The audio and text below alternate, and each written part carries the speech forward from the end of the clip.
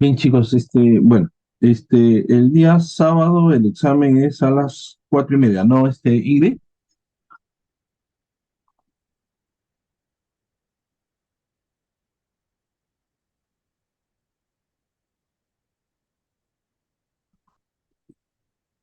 Sí, sí, no, pues, cualquier cosa, pero más o menos ya tenemos esa hora, pues, ¿no? Ya, se supone que son dos salones.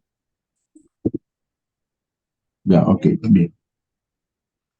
Bien, entonces ya estamos en comunicación, Ingrid, yo voy a ver. ¿Se logra eh, ver compartir de pantalla? sí, Ok. ya, ok, te dejo entonces, Ya, doctor, gracias. acá. Bueno, jóvenes, hoy día vamos a tocar un... ¿Están todos presentes ya? O la mayoría, por lo menos. 50 participantes. Hay 30 nada más. Hay, Hay 50 hay participantes. 28. Si nos prestamos los dos son 28. Quédate dos momentitos. Son cerca de Aquí dice 80. 52 participantes que ya hay. 30, yo veo 30. Acá dice 52. 53, va subiendo. Bueno, No, ¿cómo va a ser? Yo veo 30. Está para que acepte, doctor. Acéptalos,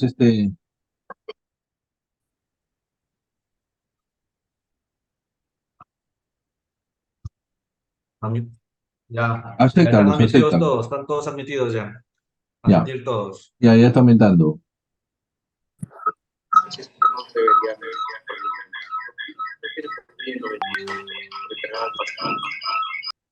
Listo. Ya,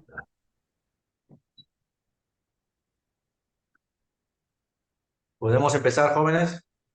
Bueno, hoy día vamos a tocar el tema de una de las patologías eh, frecuentes de cirugía. Antes de empezar una exposición, siempre les hago recordar cuál es su objetivo de esta rotación. Su objetivo de esta rotación, ¿me escuchan bien? Su objetivo de esta rotación es la semiología de las principales patologías quirúrgicas. O sea, llegar a obtener los datos, hacer una historia clínica adecuada de los datos de una patología clínica, hacer un juicio, una hipótesis, un plan diagnóstico y un plan terapéutico. Ese es su objetivo de esta rotación, que va de la mano con la práctica. Si ustedes no van a la práctica, todo lo demás queda bonito en una semana y después se olvida. Entonces, cada patología tiene un sustento en el cual se les hace más fácil llegar a ese objetivo. Por ejemplo, las patologías de hernias, su sustento va a ser la anatomía. El de vesícula, un poco de anatomía y un poco de fisiología. En este caso, de obstrucción intestinal, les recomiendo de que tengan su base y de dónde se enganchen con la fisiopatología. Si ustedes manejan la fisiopatología de obstrucción intestinal, van a poder sacar definición, semiología, su hipótesis diagnóstica, su plan diagnóstico y su plan terapéutico. ¿De acuerdo, muchachos? Entonces, el tema... ¿no?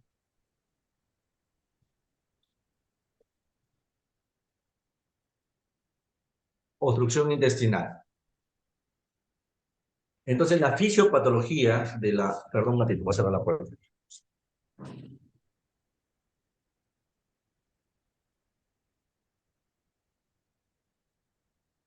La fisiopatología de la obstrucción intestinal la podemos, miren que todavía no hacemos la definición, ¿eh? Ni la semiología, ni nada. Esto vamos a tenerlo claro para que de ahí ustedes, de su fisiopatología, saquen sus preguntas, todo para la anamnesis, qué esperan encontrar en el examen físico, etcétera, etcétera. Entonces, tenemos tres fases de la fisiopatología de una obstrucción intestinal. La fase lesional o inicial, la fase reaccional o de estado y la fase terminal. Entonces, en la fase lesional o inicial, por X motivos, que lo vamos a ver seguramente más adelante en las siguientes diapositivas, que también nos va a servir en nuestra semiología, la epidemiología, hay una alteración en la motilidad intestinal por X motivo, lo obstruyó. Listo. Entonces, va a haber una alteración en la motilidad, una acumulación de gas, una acumulación de líquidos y una acumulación y cambios en la flora intestinal. ¿Qué va a llevar con él? ¿Qué va a llevar al final? En una distensión, por el momento, una distensión abdominal y una proliferación bacteriana. Esas cositas se pueden ahondar en estos eventos fisiopatológicos. Alteración en la motilidad intestinal. Una vez que hay la obstrucción, el organismo va a realizar un fenómeno que se llama hiperperistaltismo. Va a querer vencer esa obstrucción. Ese querer vencer esa obstrucción se llama lucha, ¿no? Va a querer, está luchando ahí por querer vencer esa obstrucción y nosotros vamos a comprobarlo ¿en qué? Al momento del examen físico. Cuando querramos o vayamos a hacer un examen físico de auscultación, vamos a escuchar los famosos ruidos hidroaéreos tipos metálicos. O a la simple vista, cuando veamos una oleada peristáltica a través de la pared abdominal. Estas contracciones desorganizadas e ineficaces, porque son ineficaces, va a aumentar todavía el acúmulo de contenido intestinal. Acuérdense que cada contracción de eso aumenta la secreción, acúmulo de contenido intestinal. ¿Y qué va a llevar? A distensión de heces. ¿De qué nos sirve eso? ¿Me escuchan bien? ¿Sí? Sí, pero no vamos a poder estar así avanzando de a poquito y admitiendo, ¿ah? Listo, ya están todos admitidos. Este acúmulo de contenido intestinal va a terminar en distensión abdominal. ¿Y cómo lo vamos? Distensión de asas, perdón. ¿Y cómo lo vamos? ¿De qué nos sirve eso? Pues nos sirve también para el examen físico. Entonces, en el examen físico vamos a ver un paciente con una distensión abdominal. Según la causa o según el lugar de la obstrucción, puede ser una distensión homogénea de todo el abdomen o tal vez localizada parcialmente en un cuadrante o un hemiabdomen. Ya eso lo vamos a ver con las características. La cuestión es que ustedes sepan que en esta parte fisiopatológica, ya cuando ustedes obtengan el dato, ya no sea una simple obtención de datos, sino que ya ustedes en su cerebro están maquinando lo que está sucediendo. Acumulación de gas, el aire deglutido, que es el aporte más importante, 70, 80. La fermentación bacteriana, tenemos bacterias normales ahí en nuestro luz intestinal. El nitrógeno mal absorbido, la acumulación de líquidos. Acuérdense que hay líquidos que se producen desde la secreción salival, ¿no? Hasta la producción de bilis, de jugo pancreático, jugo gástrico. ¿Me escuchan? Listo. Entonces, eso llamamos gas líquido. Sorpresa, uno de los pilares que vamos a ver más adelante justamente está en esto, en reponer líquidos. Entonces, ahora ya vamos a entender por qué es importante revisar fisiopatología. La acumulación de líquidos sigue produciendo el organismo. Líquido salival, líquido intestinal, líquido biliar, jugo pancreático. Y a eso se le va a agregar un evento fisiopatológico más adelante que vamos a hacer perder más líquido. Entonces ya vamos a entender por qué estamos haciendo las cosas, ¿no? Y la acumulación y la agresión, ¿no? Del cambio de la flora intestinal. Hay más líquido, hay estancamiento, entonces, no es sorprendente que van a aumentar la cantidad de gram negativos y de anaerobios.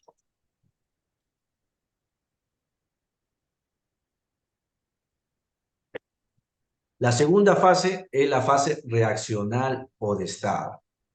Ojalá que con la exposición y ustedes en su práctica traten o logren de aquí en adelante identificar mediante su anamnesis, examen físico, a un paciente máximo a este estado, ¿no? En la fase reaccional. No esperar la siguiente fase, porque ahí ya no hay mucho mérito de haber logrado identificarlo, ¿no? Entonces, la fase reaccional es el secuestro progresivo de líquidos. ¿Y basado en qué evento fisiopatológico?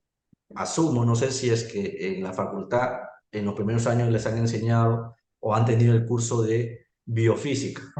En el curso de biofísica, bueno, ahí entendemos cómo se comportan a la presión y a la tensión tubos o estructuras huecas, ¿no? Es casi similar a lo que es el tema de hidráulica, ¿no? Entonces, el secuestro progresivo de líquidos va a aumentar la presión intraluminal, más la pérdida de líquidos. ¿Qué va a pasar? Va a pasar muy similar al evento fisiopatológico de la apendicitis, ¿se acuerdan? El aumento de la presión, el aumento de la tensión, ¿qué va a ocasionar? Que va a comprimir los vasos que pasan por la pared de la asa intestinal, porque por ahí tienen que pasar. Y entonces se van a comenzar a ocluir en forma progresiva de acuerdo a quién es más fácil de ocluir.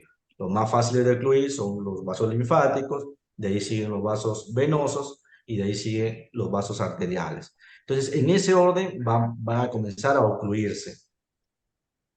El primer evento, bueno, vasos linfáticos. De ahí los vasos venosos. Y ahí entra una palabra o un término que se llama retorno venoso, pues, ¿no? Entonces ya se alteró el retorno venoso. Ya no va a regresar ese líquido a la circulación porta y después a la circulación sistémica. Y entonces, habiendo tanto líquido en el organismo, no llega a los vasos sanguíneos del sistema de la circulación principal. Y entonces, ¿qué va a expresarse en la semiología? Paciente que está con las mucosas secas, que está con mucha sed, que puede llegar a una hipovolemia, a trastornos hidroelectrolíticos. Entonces, ya cuando disminuye o compromete considerablemente el retorno venoso, entonces, si tuviéramos tiempo hasta de revisar fisiología de Gaito, sería bueno, ¿no? Todo lo que tiene que ver con el retorno venoso, la ley de Starling, bueno, un montón de cosas que si lo leyeran sería interesante. Pero ahorita ya no nos da mucho tiempo. Pero en conclusión, el aumento de la presión y la tensión va a terminar comprometiendo el retorno venoso. Pero ese líquido, ¿a dónde se va? Ese líquido va a la luz intestinal y se llena de líquido o se al intersticio de la pared del intestino y eso ocasiona edema de pared.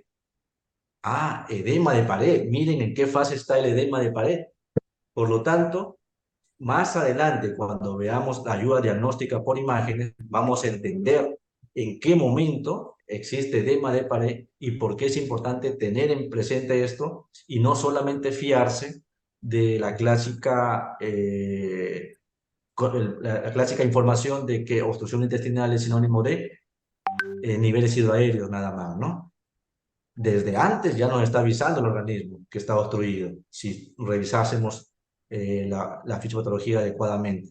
Todo esto va a llegar a una deshidratación, incluso una hipovolemia y, como lo repito, trastornos hidroelectrolíticos, desequilibrio ácido-base.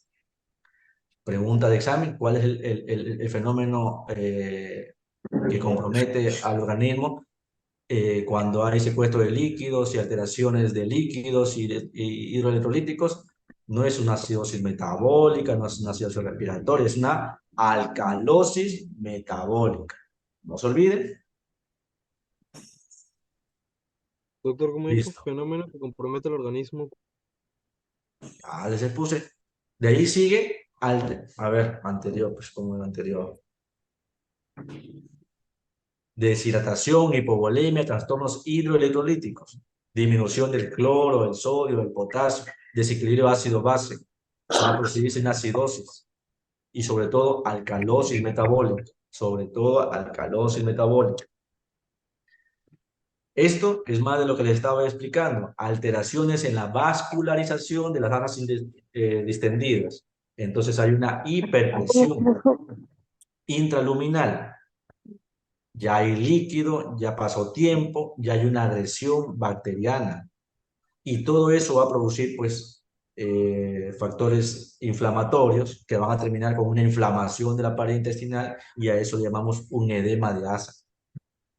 Tarde o temprano, si bien es cierto, empezó con vasos linfáticos, vaso retorno venoso, tarde o temprano va a terminar en un fracaso de la microcirculación. O sea, ya va a comenzar a haber problemas en la irrigación sanguínea. O sea, por más presión buena que tenga, la circulación arterial va a ser bloqueada tarde o temprano, ¿no? Y entonces va a haber dificultad en la irrigación. ¿Y qué va a pasar? Parecido a la apendicitis, isquemia parcial de ese segmento intestinal. Y una vez que ya hay una isquemia, fácilmente termina en una gangrena, perforación, peritonitis, y ahí viene la fase terminal, que ojalá ustedes de médicos en su serum, lejos, no permitan que llegue un paciente a esta fase, ¿no? Ustedes deben cogerlo en la fase inicial, sospechar, máximo en la segunda fase, y ya estar manejándolo, porque no es difícil manejar un paciente, mejor dicho, es complejo, pero es fácil de darse cuenta que tienes que manejarlo. No se te puede escapar y terminar en una fase terminal. Entonces, la fase terminal ya es un shock séptico, ya saben por qué. Bueno, hay una hipovolemia, bien hay progresión bacteriana, un shock séptico. Completamente deshidratado el paciente, pérdida de líquidos tanto por la producción como la no retorno venoso, hay shock hipovolémico. Sigue la distensión, sigue el aumento de la presión, sigue dematizándose las asas intestinales, el área, el volumen que se triplica, va a haber un síndrome de compartimento abdominal, pues una distensión masiva, se distienden todas, se dematizan todas las asas intestinales proximales a la obstrucción, es lógico que va a haber una distensión masiva en las asas intestinales y entonces va a terminar en un síndrome compartimental. El síndrome compartimental es el aumento de la presión intraabdominal, no solamente intraabdominal. Y una vez que le aumente la presión dentro de la cavidad abdominal, pues va a comprimir diferentes órganos sensibles y va a disminuir su irrigación y tanto su retorno venoso y su irrigación. Si compromete la irrigación del riñón, insuficiencia renal, si comprime el diafragma, el corazón va a terminar en un colapso cardiovascular o respiratorio. Y de ahí ya es facilito que ese paciente lo perdamos, ¿no? Entonces, para resumir, yo creo que esta diapositiva yo he ido primero. Hay acumulación de gas, de líquido, ya les expliqué todo eso. Y el punto crítico, ¿cuál es? El aumento de la presión intraluminal, no se olviden. La disminución del retorno venoso mesentérico va a producir pérdida de líquido, transsudación de líquido, el edema, a la luz intestinal, a la pared, y va a haber una deshidratación y pérdida de electrolitos. ¿Especialmente de qué? Del potasio, no se olviden, especialmente del potasio. Y entonces, con esa...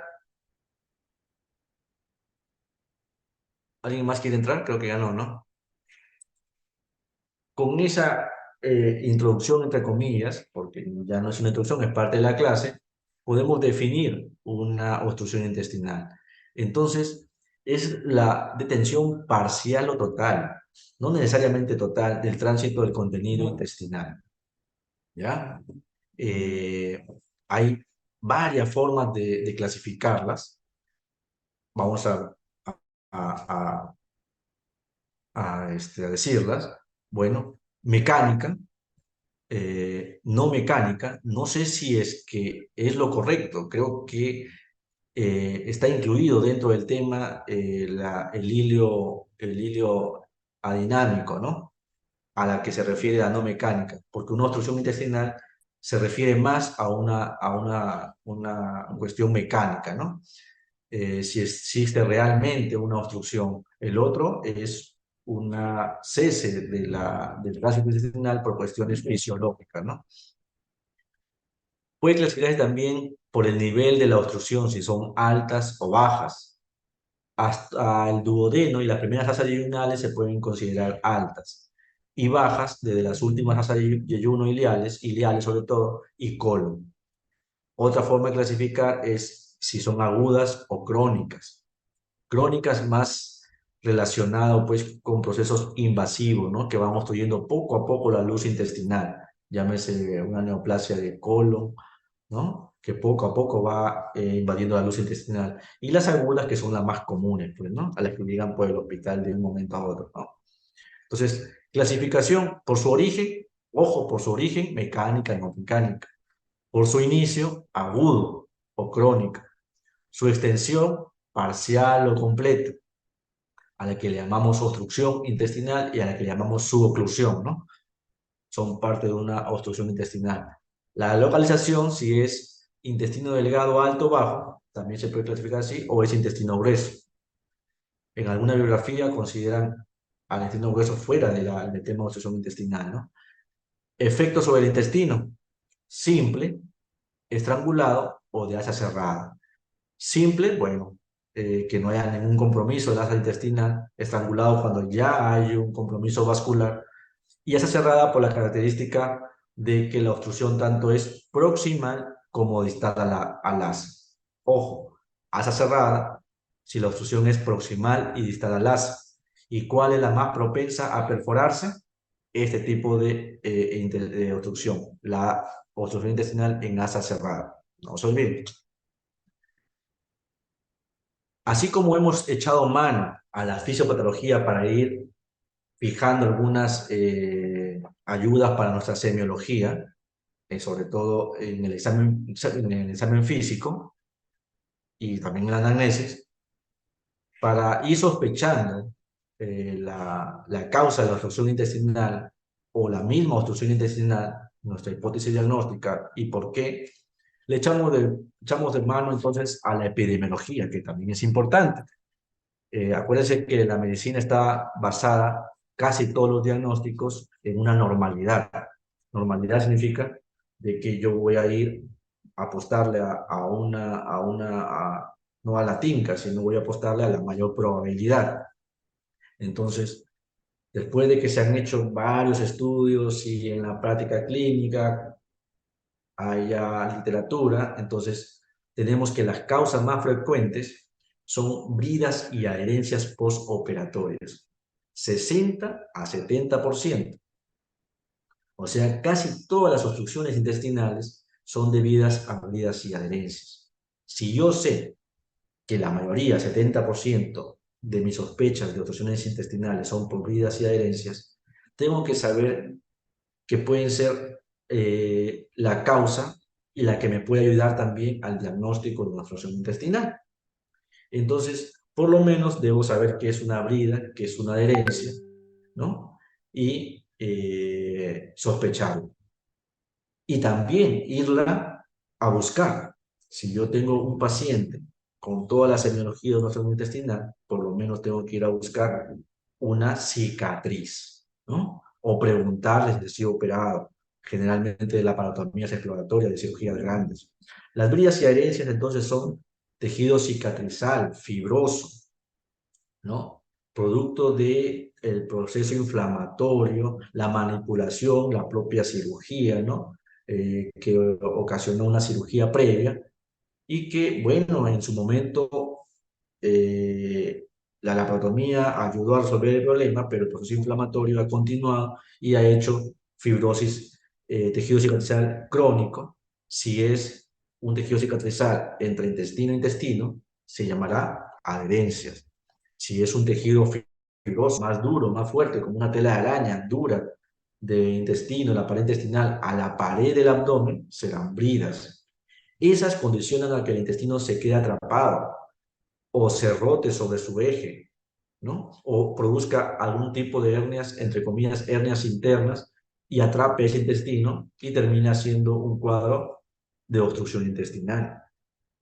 Entonces, es importante que ustedes averigüen el anamnesis y examinen también el abdomen a la observación si tiene cicatrices. Ojo, no se olviden, el abdomen se evalúa completo hasta la región crural.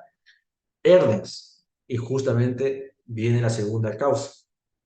A veces en pacientes obesos dolor abdominal, vómitos, si no encontramos la causa, entre consulta cirugía, bajamos un poco más la truza del paciente y, oh sorpresa, si es mujercita sobre todo, en la región crural, una hernia crural incarcerada.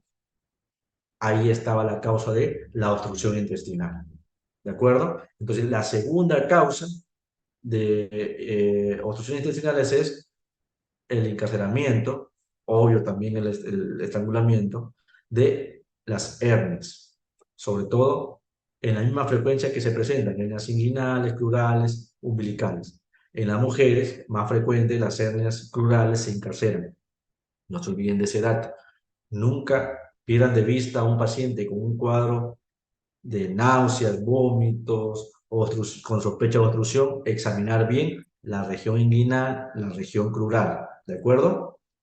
El siguiente paso para el siguiente dato, el primero que nos puede servir son los tumores. De ahí sigue 10 al 15%, sobre todo cuando son obstrucciones de intestino grueso, ¿de acuerdo? Entonces, casi todas las obstrucciones son por bridas y adherencias en intestino delgado, 70% por bridas y adherencias, de ahí le siguen las hernias. Y los tumores más frecuentemente en intestino grueso. Bueno, eso es en niños. Eso es para ampliar, para no nos va el tiempo, seguir, explicar todo esto, las malformaciones congénitas, el megacolon congénito, la invaginación intestinal, que se llama intussusección, son condiciones en niños para producir una obstrucción intestinal. Pero en adultos, bridas y adherencias, no se olviden, bridas y adherencias. Eso no es que lo hagamos una simpleza, porque más adelante va a haber cantidad de diagnósticos diferenciales y más causas de obstrucción intestinal, ¿no? En la siguiente diapositiva. Pero lo que sí quiero que fijen es que por lo menos bridas y adherencias, hernias encarceradas o estranguladas, 60-70% en adultos. En ancianos, postrados, no se olviden de los fecalomas o el cáncer de colon. Entonces aquí hay muchas más causas de obstrucción intestinal mecánica en adultos.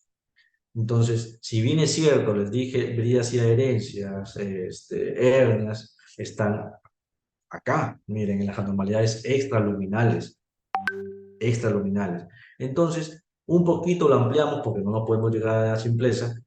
Para que tengan ustedes un poquito más de diagnóstico diferencial y probables causas, lo podemos como un tubo, porque es un tubo, el tubo digestivo. Tenemos una luz, una pared y algo que pueda comprimir de afuera.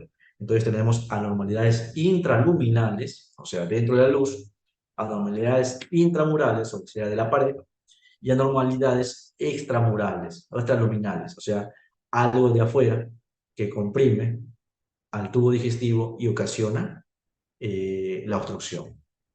En anormalidades intraluminales, ojo, estamos en obstrucción intestinal mecánica.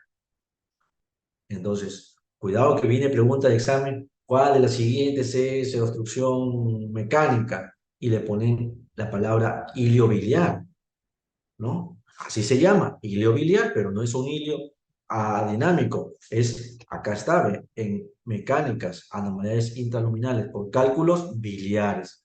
¿Qué tiene que ver el cálculo biliar acá? La vesícula está por otro lado, no hay forma de comunicación con el intestino delgado, excepto lo normal que es el cístico, colédoco y desemboco en el duodeno. ¿Cómo llegó a ser una obstrucción intestinal? Bueno, hay un evento fisiopatológico, una patología, es que a veces las piedras grandes de la vesícula, pasa el tiempo, va a nuestros queridos hospitales, por consultorio, que la cita y pasan años, y el organismo pega, para que entiendan así, la vesícula al duodeno y por ahí la expulsa, la bota, hace una fístula y bota la piedra al sistema digestivo, al duodeno, y de ahí sigue su transcurso en la piedra, pero es tan grande que en la luz del ilion, sobre todo, o en la válvula iliocecal, se queda atrapada, y entonces hace una obstrucción mecánica. Si el paciente no tiene cicatrices anteriores, no ha sido operado nada, pero ya ustedes saben que hay varias posibilidades. Sí, yo siempre veo con cólicos, tengo una ecografía, miren la ecografía, a ver, otra ecografía, ya no está la piedra. Ah, un hilio biliar, por cálculos biliares. Otra posibilidad, ya son menos comunes, los benzoares. Si tenemos al frente a un paciente relativamente o evidentemente psiquiátrico y está con obstrucción intestinal, pues ya tenemos que pensar en benzoares. Benzoares son todos los componentes que entran al sistema digestivo de forma voluntaria, pero patológica, que no son digeridos, no son alimentos, ¿no? Por ejemplo, una vez operé a un paciente con 28 entre lapiceros y pulmones en el estómago, ¿no? Se operó porque ya llegó un momento en el que recién se obstruía, pero tenía años, ¿no? También benzoares son personas que se comen el cabello, ¿no? Y se forma pues un bolloco ahí de cabello y termina obstruyendo, ¿de acuerdo? Cuerpos extraños. Bueno, en las emergencias, ¿de qué, en cirugía, qué no hemos visto, ¿no? Cuerpos extraños, aunque no es tan ilógico que pensemos, es más frecuente en varones, ¿no? Eh, la clásica, ¿no? Iba por la calle y me cogieron varias personas y me introdujeron un dispositivo en el ano.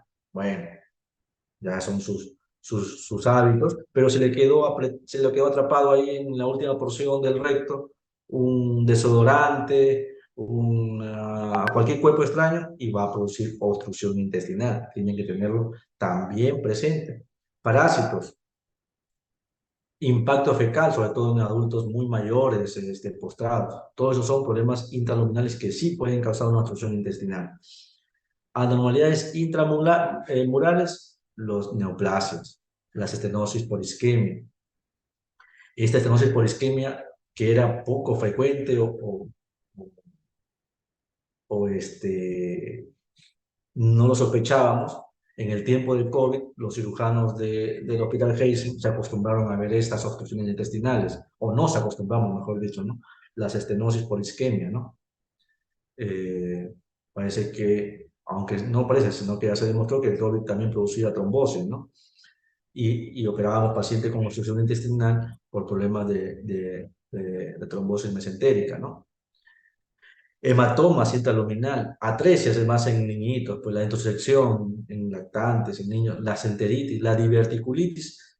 La diverticulitis no es su fuerte producir obstrucción intestinal, es cierto, ¿no? La diverticulitis tiene otras manifestaciones clínicas, pero en algunas, cuando el absceso de pared es muy grande, puede causar un cierto grado de obstrucción intestinal, pero hay que tenerlo en cuenta siempre. Anormalidades extraluminales, aquí están las más frecuentes, ¿no? Las adherencias, que ya les expliqué, las hernias, y alguna neoplasia metastásica, que no tiene nada que ver con el sistema digestivo, pero comienza a apretar o a disminuir la luz de la luz intestinal, ¿no? Y los vólvulos de sigmoides. No se los dije como los más principales, pues se los digo que sí. En nuestro querido Perú sí podríamos retomar o corregir esto y decir que la principal son adherencias, hernias, y en tercer orden, se acuerda la localización geográfica, está entre la neoplasia de colon y el vólvulo, ¿no? Si estamos en las regiones de Puno, en la Sierra de la Libertad, cuando estuve trabajando por ahí, habían varios vólvulos de sigmoide, ¿no? Más rotación intestinal y cuerpos extraños. Cuerpos extraños no como los expliqué aquí en las anomalías intraluminales, sino cuerpos extraños de la cavidad hacia afuera, ¿no? Hacia el intestino, ¿no? Y el páncreas anular, que es una variante del páncreas que puede causar una obstrucción a nivel de la tercera porción duodenal, ¿no? Causas más frecuentes, entonces ahí está un resumen. El hilio paralítico adinámico lo dejamos por el momento ahí para explicarle más adelante, eh, o si no, no lo van a entender así como está, no lo van a entender, perdón. Entonces, adherencias, bridas y adherencias, hernias, neoplasias, vólvulos y abscesos, ¿de acuerdo?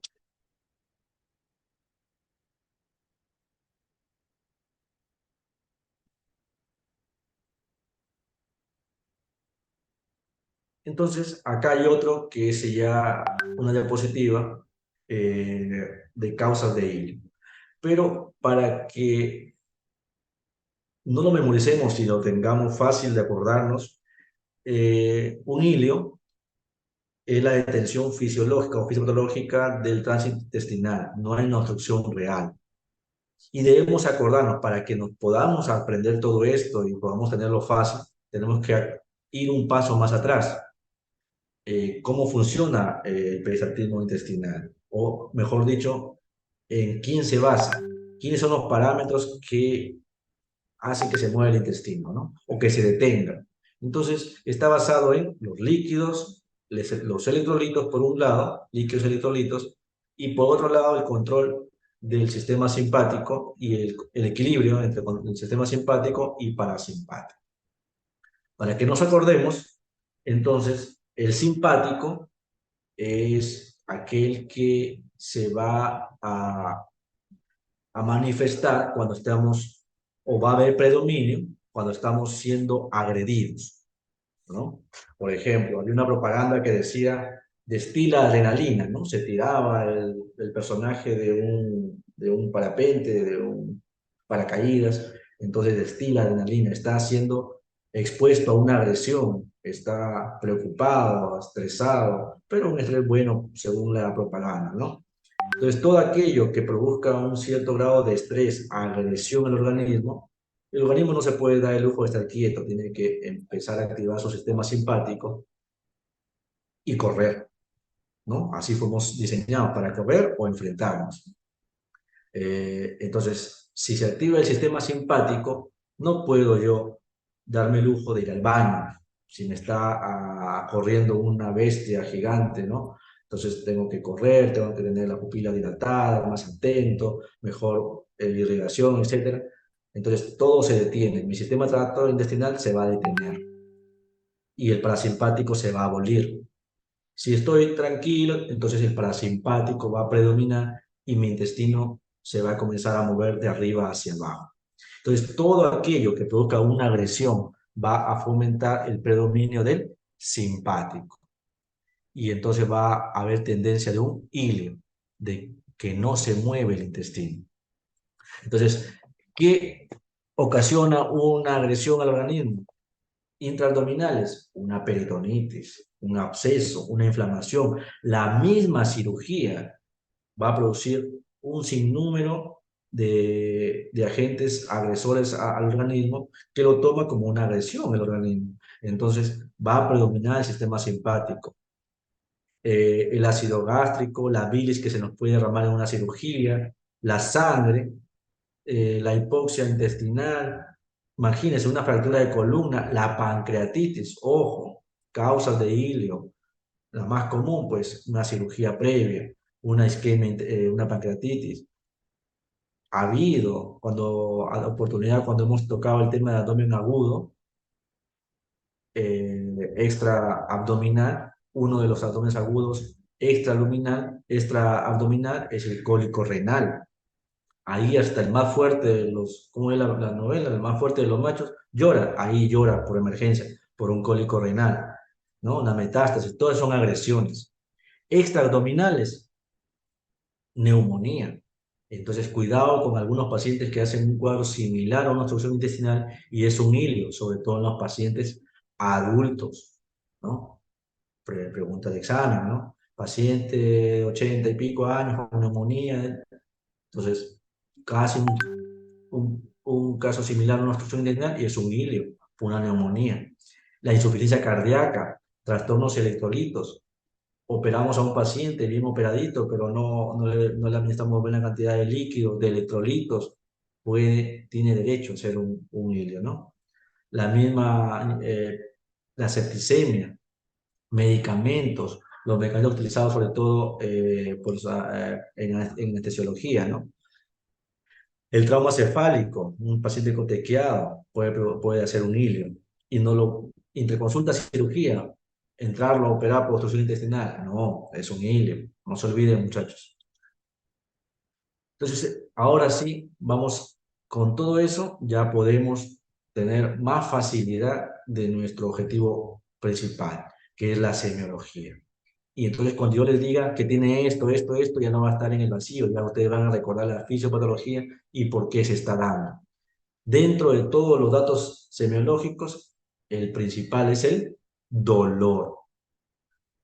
Si ustedes pasan visita en cirugía y tienen a un paciente posoperado, que está con las piernas cruzadas, con las manos debajo de la cabeza, está distendido y dice, doctor, yo la cirugía no me duele, pero estoy distendido, el abdomen se me ha distendido y no puedo hacer, obstrucción intestinal, a operarlo.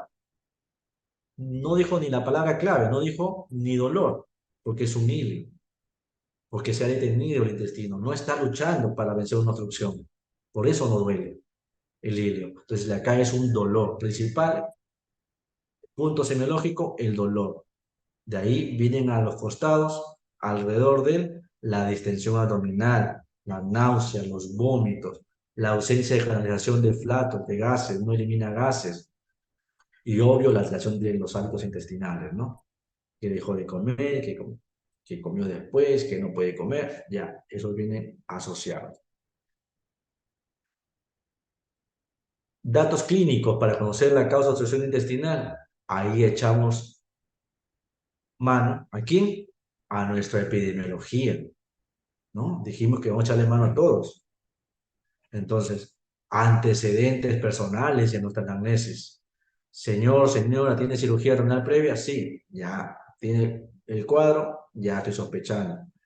Señor, señor, ¿tiene cirugía previa? No. Pero, doctor, yo estaba, que me preparaba acá en el seguro para operarme hace 3 meses de una hernia crural. A ver, para ver. Atrapada la hernia. Ahí está la causa. Que poco a poco se ha ido fluyendo y ha ido cambiando los hábitos intestinales, que no quiere comer, que ha bajado cáncer de colon, que no tiene cicatrices, que no tiene nada, pero tiene una ecografía lejana de un calculote en la vesícula iliobiliar, ¿no? Paciente adulto, anciano, que no se moviliza, que está en la UBI, en la UCI o está en su casa, pero el que lo cuidaba ha viajado y hace tiempo, días que no se moviliza, no hace la deposición, fecaloma, etcétera, etcétera, ¿no? Entonces, son datos que sugieren la causa. El hilio, por acá anda la diapositiva, es lo que ya les expliqué, ¿no? Es el cese de la actividad motora, nada más. La principal causa, ¿cuál es? Principal causa de un hilio, la intervención quirúrgica abdominal previa, ¿no? No se confundan con un hilio biliar que sí es una obstrucción mecánica. Ahí está el dato de cuánto tiempo normalmente debe retornar la motilidad en el estómago y el colon. Si ya no comienza a haber deposición más de 72 horas, pues sí va a haber un poco de disconfort en el paciente, ¿no? Pero por lo general es asintomático. El paciente está con las piernas cruzadas, con las manos en la cabeza, esperando la visita del paciente, del médico, que está distendido, que no se la deposición, pero no dice la palabra clave por lo general. Y si lo tiene el dolor, pues dice un dolor más o menos por acá, medio difuso, un poquito de vómitos, y uno lo oculta y no hay ruidos de lucha, hay más bien silencio. ¿Por qué? Porque no se está luchando, no se está moviendo el intestino, ¿no? No es patognomónico esto, ¿ah? Porque también, si encuentro también a un paciente que no hay ruido de lucha, pero es una obstrucción mecánica, pero lleva como 4 o 5 días y está con todo el cuadro de sepsis o de shock séptico, no es porque no sea obstrucción mecánica, sino porque ese intestino ya se agotó, por eso es que ya no hay nada de ruido, ya no hay ni de lucha ni nada, ya se agotó ese intestino o ya se gangrenó. Es diferente a otro paciente, pues se pregunta de examen cómo diferenciar a un paciente, pues eh, sin signos de sepsis, tranquilo, con todos los datos, signos vitales normales, que no hay ruidos, es un hilo. Pero si al revés tengo un paciente con todos los parámetros de sepsis, ya va como 4 o 5 días de una obstrucción y no escucho ruidos de lucha, no es porque no sea mecánica, sino que ya se agotó ese intestino, ya se necrosó, ya está en la última fase. Ya más bien nos hemos demorado mucho. Entonces, estos son datos semiológicos que nos pueden resumir o ayudar a llegar a la hipótesis diagnóstico, al diagnóstico de una obstrucción intestinal, dolor abdominal tipo cólico intermitente o leve que va incrementando gradualmente, el peristaltismo, los ruidos de lucha, náuseas, vómitos, ¿no? Si es una obstrucción muy alta, va a haber bastantes vómitos. Si el paciente a veces, ojo, hace poquito, hasta no les puedo decir el apellido del paciente, pero todo el servicio se acuerda de un paciente que hasta hace un momento antes de la operación eliminaba flatos y un poco de heces, pero seguía con un tremendo gasto gástrico por la zona nasogástrica y se distendía, se iba a su casa, regresaba. Santi Esteban. Bueno, y al final se operó y era una brida a nivel del yeyuno, ¿no? Ya lleva como 3 cirugías el paciente. Hace 10 años, el año pasado y este. Cuidado con que un paciente que canalice gases no es sinónimo de que está bien. Bueno, la ocultación, el peristaltismo con timbre metálico. Esto, lamentablemente, tienen que haberlo ocultado los ruidos normales varias veces y escuchar también a algún paciente con ruido metálico para que lo entienda. Pero más o menos, para que tengan una idea, es como esas latas de Coca-Cola antiguas y que uno lo pueda tirar al suelo y ese sonido es muy similar al ruido metálico, ¿no? El diagnóstico realmente es a la anamnesis, al examen físico. Y en el laboratorio, más que para el diagnóstico, no, estos exámenes que están puestos acá son para un poco el diagnóstico diferencial o para ir corrigiendo. Ya sabemos que hay una alteración hidroelectrolítica, ¿no? El diagnóstico es anamnesis, examen físico, y la ayuda diagnóstica en todo caso es ayuda diagnóstica por imagen, ¿no? Aquí hay que tomar la resonancia magnética con contraste. La última tecnología, no, no. Ya resonancia con formalización en 3D y reconstrucción, no. Es la sencilla y común radiografía. Y radiografía, probablemente los que han rotado con nosotros, por la rutina, no se lleven la creencia que es solamente radiografía de abdomen simple de pie. Realmente es un juego completo, ¿no? Cuidado con preguntas de examen, ¿no? Es la radiografía de abdomen simple de pie, lateral oblicuo izquierda y radiografía de tórax posterior anterior de pie. Son los 4. Tienen sus motivos por qué se tienen que pedir esas 4. Cuando ya lleven radiología seguramente van a ahondar más en eso, pero por lo menos ahora se tienen que tener claras algunas imágenes que les puede ayudar a consolidar su diagnóstico de obstrucción intestinal. Solamente para consolidar. Ojo que el diagnóstico de obstrucción intestinal es un diagnóstico clínico y realmente un síndrome. Y no puede estar la demora en el tratamiento buscando la causa. Pregunta de examen. Si ya tengo el diagnóstico de una obstrucción intestinal, espero hasta tener la causa específica de la obstrucción, sí, no, verdadero, falso, falso. Yo tengo que solucionar la obstrucción intestinal. Llegar a la posible causa, sí, porque ya sé cuáles son las más comunes y todo eso, ¿no? Pero no tengo por qué demorar el tratamiento hasta buscar la causa. Y en la triada clásica de obstrucción, al examen radiológico, pues las asas de intestino delgado dilatadas, también con el edema, niveles hidroaéreos y la ausencia de aire distal. Algunas imágenes que tienen que recordar, pilas de moneda, ¿no?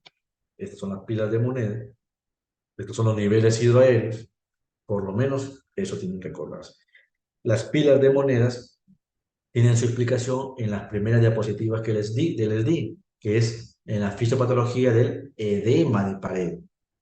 Cuando ya comienza a haber cierto grado de compromiso vascular, les dije, más adelante va a tener su utilidad. Aquí está su utilidad. Cuando vean ustedes estas imágenes de pila de monedas, no es cuestión de solamente decir pila de monedas, sino que tiene que en su cerebro ya darse cuenta su fisiopatología, lo que le está sucediendo. Está sucediendo de que yo tengo esto en mi intestino, en mi cavidad, sí, todos tenemos eso, pero ¿por qué se ve y en mí no se ve? Porque en este paciente sus intestinos están tan edematizados y y sus pliegues están tan edematizados que se van a ver el edema, la pared engrosada, y va a dar la figura de pila de monedas. Entonces la pila de monedas ya me está dando el indicio de un estadio 2, ya de una absorción intestinal. No voy a esperar a tener completamente los niveles hidroaéreos para tomar una medida. Ya ustedes lo saben cuál es la fisiopatología. Estos son la realidad, ¿ve? Aquí un paciente con pila de monedas. Se espera 2 o 3 días y termina recién con sus niveles hidroaéreos. No, pues aquí debemos haberlo cogido. ¿De acuerdo? Estas son pilas de monedas. Niveles hidroaéreos. Niveles hidroaéreos. ¿Por qué una radiografía de tórax poste lo anterior? Miren, ve. Si solamente hubiera sido el abdomen simple del pie, tal vez se nos escapaba esto. Probablemente el paciente con una hernia diafragmática termina con una asa intestinal en el tórax y estamos que lo buscamos en el abdomen. Más niveles hidroaéreos.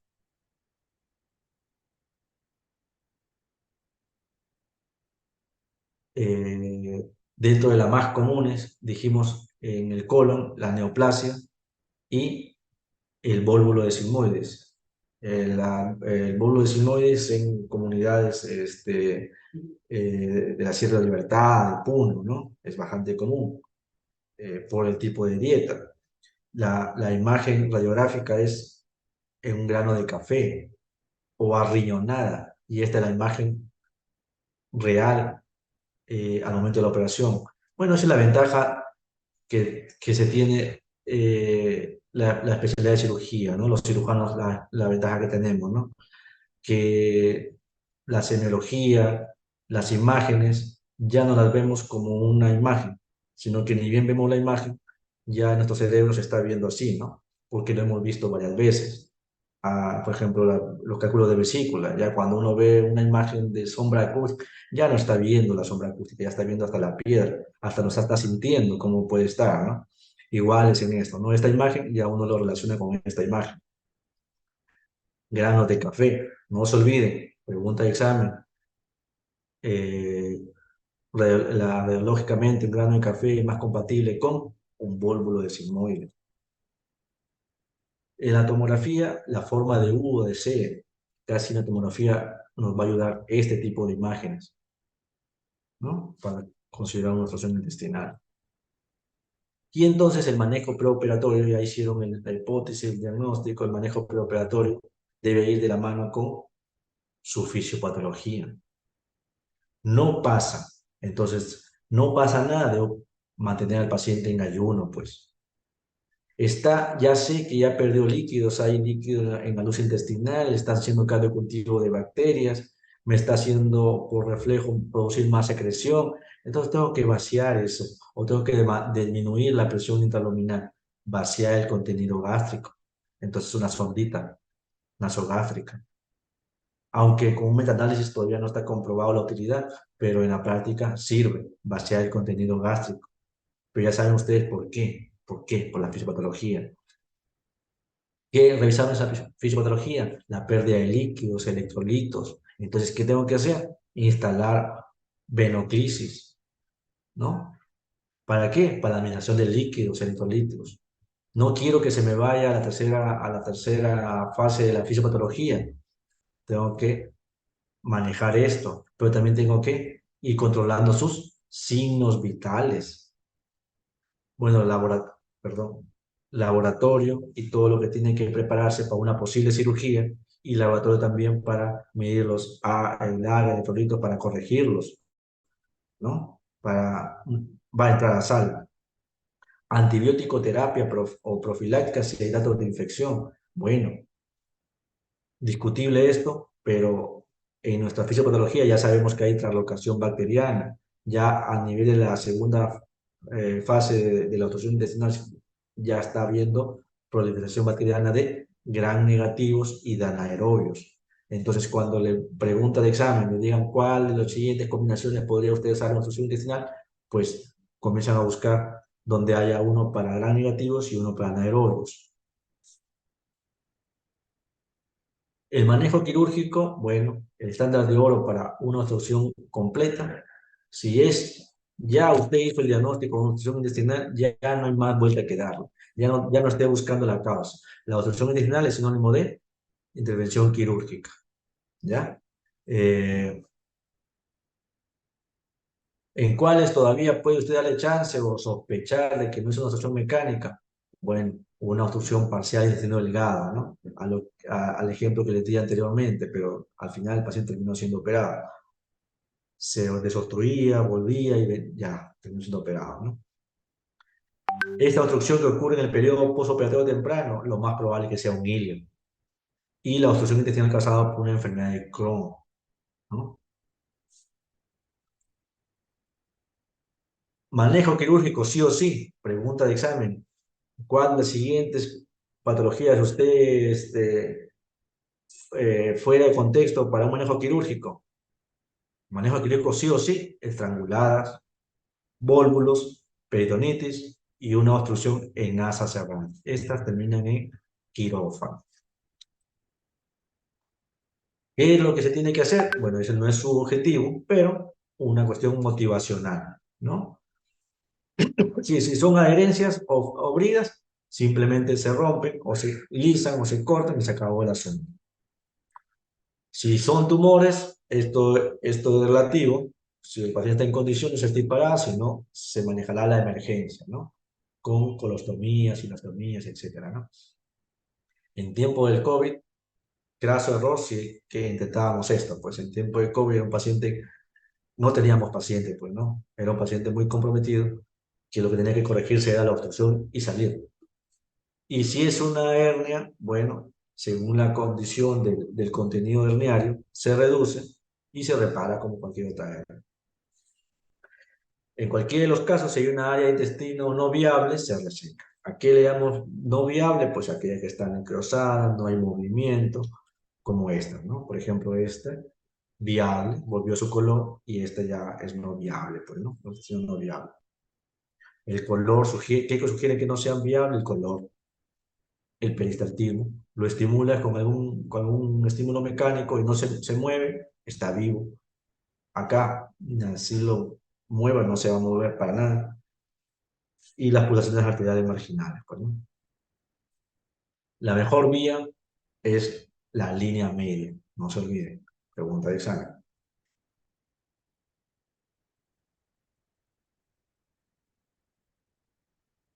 Listo, muchachos.